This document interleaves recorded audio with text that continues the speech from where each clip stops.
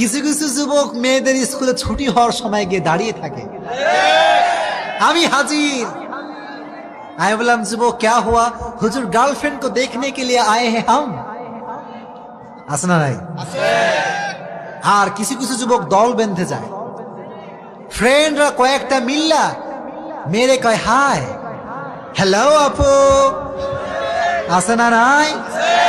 না, তুমি যদি কোনো মেয়েকে রাস্তাঘাটে ডিস্টার্ব করো, মেয়ে বলবে জীবনে যাই করি আর তাই করি এই লুচ্চার সঙ্গে প্রেম করতে পারবো না।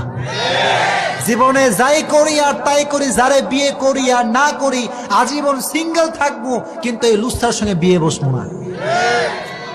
কথা ঠিক কিনা?